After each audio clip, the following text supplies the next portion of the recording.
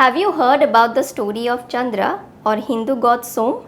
No, let me tell you. In Indian mythology, it is said that Chandra married 27 daughters of Prajapati Daksh, and Chandra liked to spend each day in each of his wife's house. But Chandra had a favorite, Rohini. So Chandra liked to spend more than a day in Rohini's house.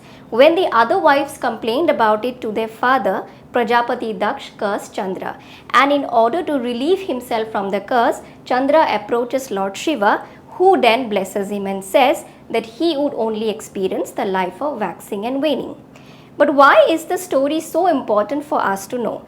Well, India just made history by becoming the first country in the world to land on the south pole of the moon. And our journey to the moon did not begin in the year 2008, but in the ancient Vedic age when moon was observed only from the lens of human observation. Hello, I'm Shyana and I'm here to talk about the journey of the moon from the lens of human observation. Ancient Indians had developed vast knowledge of astronomy and astrology. From Vedanga Jyotisha to Aryabhattam to Brahma Siddhanta, Indians had already designed methods to calculate astronomical units. For example, in Aryabhattam, Aryabhatta makes an explicit statement that the westward movement of the star is due to spherical Earth's rotation on its own axis. Similarly, in the above story of the Chandra, if we are to decode what our ancestors were trying to project, we will find the phenomena of lunar occultation. That is, from a viewer's perspective, when the moon is passing in front of a star, we call it lunar occultation. Let's understand this in detail. The 27 daughters of Prajapati Daksh are in fact the 27 nakshatra in Indian astrology, or we can simply say as constellation. And as per the story, Chandra's visit to each of his wife's house in a way signifies the relationship between the star and the moon, and with the periodicity with which the moon passes through each of these constellations.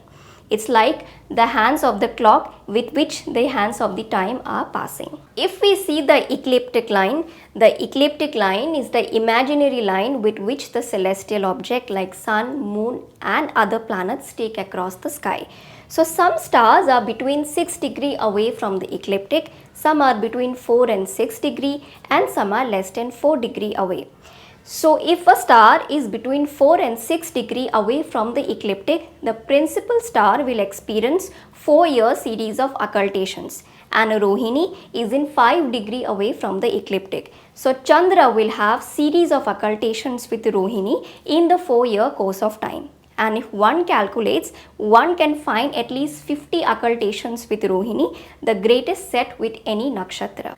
And finally, talking about the waxing and waning process of the moon, we all know the existence of the synodic month, which is from new moon to new moon in about 29.5 days, and the sidereal month, which is moon takes around 27.3 days to orbit Earth. So reconciliating between these two cycles and the observed solar year gives rise to new insights like the Adhik Masa. We may talk about it later in some other video. Now, what do you think about ancient Indian astronomy? Do you really think they were far ahead of our times? Comment down below and do not forget to like and subscribe to our channel.